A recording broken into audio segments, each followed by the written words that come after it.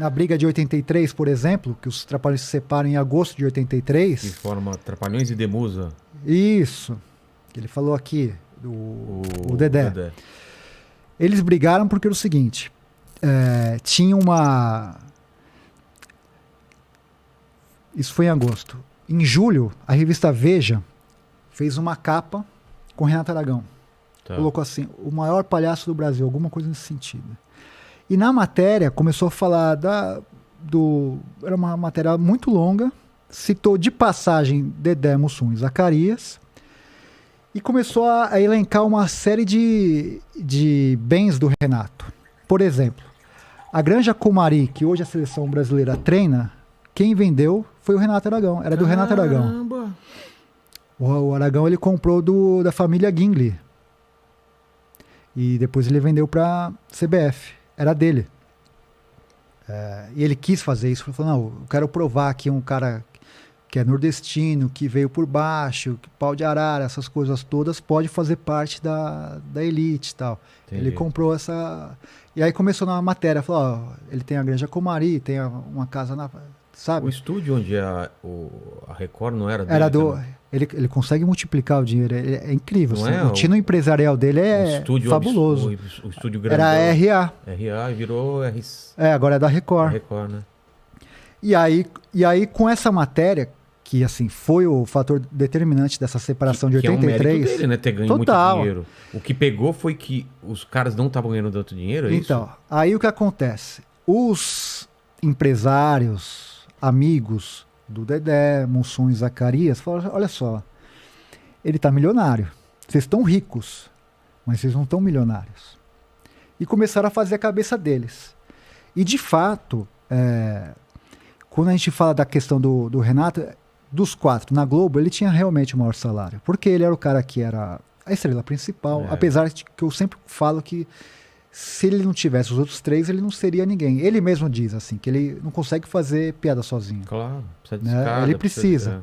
Então eu sempre enxergo aquilo como se fosse uma banda. Né? Eu faço sempre essa analogia com os Beatles, assim, sabe? De falar, os quatro, um precisa do outro ali. E aí ele tinha o maior salário, os outros três tinham um bom salário, mas a questão que pegava era no cinema. Porque o Renato, ele bancava o filme, ele produzia, ele fazia o argumento, ele fazia tudo praticamente. A produtora era dele? Dele. E os outros três, quando chegavam para fazer o filme, eles chegavam como atores. Eles recebiam um papel e faziam o papel deles lá ali e tal. E ganhavam cachê. E ganhavam cachê. Então era natural que o Renato ganhasse mais. O risco também era maior dele, né? Não tinha nenhum, assim, risco entre aspas, porque assim, a gente sabia que os filmes dos Trapalhões eram sucesso garantido. Mas era o cara que botava o dinheiro, produzia, ia atrás. O trabalho que ele tinha para fazer um filme era muito maior do que os outros três. Certo? Certo. Então era natural que ele ganhasse mais do que os outros três. Então, de 100% vamos usar essa numeração, de 100% do filme, a briga era em relação a isso. Porque o Renato ele ficava com uma porcentagem absurda e os outros três com a porcentagem irrisória. E falou, isso aqui tá bizarro. Que vocês estão recebendo. E dava muito dinheiro? Era muita diferença. Não, mas dava muito dinheiro? Dava muito dinheiro. Dava muito dinheiro. Se ele investia, sei lá, ele ganhava no mínimo 5 vezes mais, né? Porque os filmes dos Trapalhões eram sucesso. Né? Ele fazia uma puta produção. Numa época que o cinema brasileiro, ele sustentava o cinema brasileiro.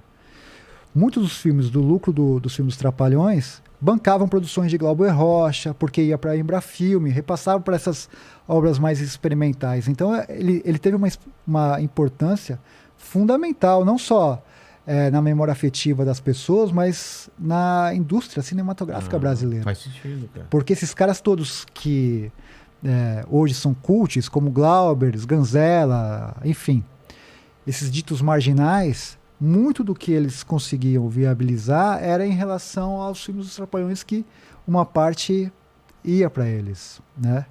E o Renato nunca foi de usar lei de incentivo, nada, ele fazia com o dinheiro do próprio bolso. né? O que também era uma coisa bem bacana.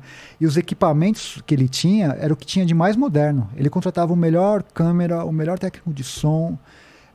O cara foi para Marrocos, o cara fez tantas externas, tantos filmes legais. Então ele tinha uma produção enorme. E aí teve esse racha por causa dessa porcentagem de dinheiro. Muito influenciada por esses caras que circundavam o Dedé, Mussum e Zacarias. Então eles romperam. Que foi uma coisa que foi o seguinte, que o Renato nesse dia do rompimento, ele foi meio que traído. Ligaram para ele e falaram assim, Renato, vai ter uma coletiva de imprensa no Teatro Fênix. Ele falou, coletiva de imprensa? Eu falei, vai ter lá, aparece lá tal, que vai ter um pronunciamento. Ele chega lá sem saber de nada. Daí senta numa mesa, tem até foto na internet disso. Fica os 4 numa mesa e fala, a gente tá se separando. Ele toma um susto. Caramba.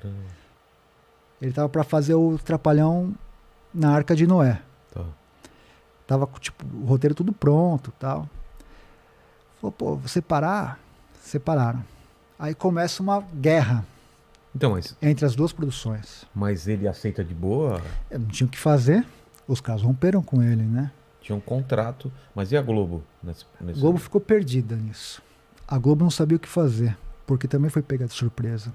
Na teoria eles continuavam na Globo? Não, eles eram contratados da Globo, mas não tinha mais um programa também. Ah, não tinha mais? Parou de exibir. Por causa disso?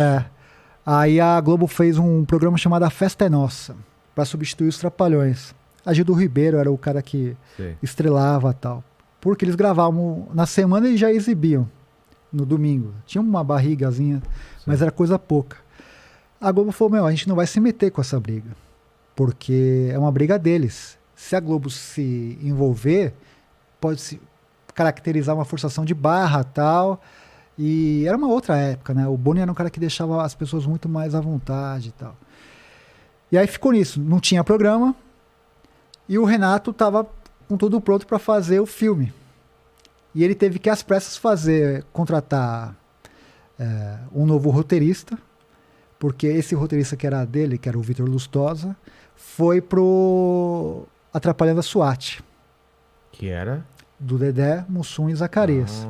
Então o que aconteceu? O Renato falou assim, então eu vou provar para esses caras que eu não preciso deles. Vou fazer um puta de um filme aqui, que vai arregaçar na bilheteria, e o público vai ver, e eles vão ver que sem eu, eles não são nada. Os outros 3 falaram assim, nós vamos fazer um puta filme e vamos mostrar para ele que sem a gente, ele não é nada. E aí começa, na mesma época, Atrapalhando a SWAT e o Atrapalhando a Arca de Noé na produção. E vem uma produção e outra, chama um roteirista, e começa a roubar... Começam a brigar pela equipe. Pela equipe, né? E aquela coisa tipo Guerra Fria, de falar como que tá a produção, como que tá essa, como que tá aquela tal. E as pressas de estrear antes para render na bilheteria. Os Trapalhões, Atrapalhando a SWAT, os caras alugaram até um helicóptero. Ele falou aqui, né, da Lucinha Lins e tal. Os caras fizeram imagens... O filme é incrível, esse filme. E é marginalizado porque até hoje, assim, não conta na filmografia e tal. Você conta dos 3 e tal, mas é difícil você achar esse filme e até exibir. Às vezes o canal Brasil exibe esse filme. É um grande filme. E eles gastaram muita grana. Dedé, Mussum e Zacarias, eles não sabiam administrar o dinheiro deles direito, como o Renato sabe fazer. A gente acabou de falar aqui, o Renato, ele tinha a Granja Comariles, ele comprou por 1, ele vendeu para CBF por 5. A RA, se ele comprou por 2, ele vendeu por 20. Ele sabe multiplicar o dinheiro. E esses caras, eles se perderam nisso. Nessa gana de mostrar que não precisavam do Renato, eles excederam. Então alugaram helicóptero, pagavam, às vezes, dobrado para um cara que o cachê era tanto, para trazer esse cara para cá. E aí, eu não me lembro da ordem direito, mas um filme estreou num dia, acho que 1 ou 2 dias depois estreou outro. Só que o que acontece? O público se dividiu. Então, os 2 filmes foram fracasso de bilheteria. Ah, é? Não foram bem. E aí eles viram que, assim, se arrebentaram. Eu falei que eles se separaram em agosto. Em março eles voltam, do outro ano. Eles separaram em agosto, os filmes De saem quando? 83. Em dezembro de 83 são lançados os 2 filmes. Tá. Fracasso. Principalmente Dedé, Mussum e Zacarias. Tá um prejuízo financeiro enorme. Absurdo, né?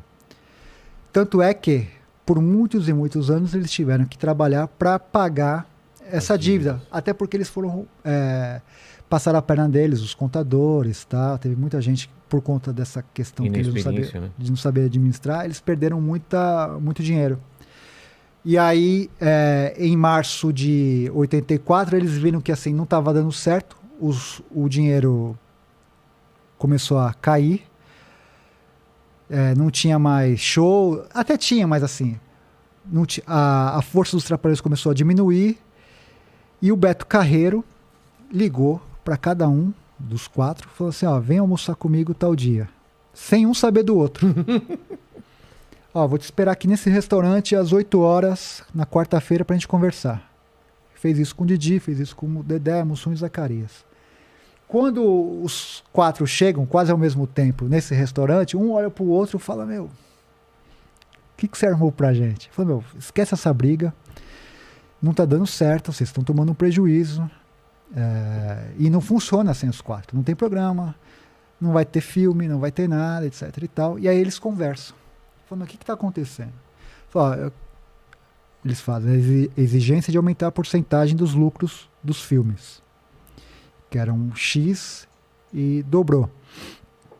E o Dedé fala, ó, eu quero a partir de agora começar a dirigir alguns filmes dos Trapalhões. E aí tem essa abertura e ele começa a dirigir.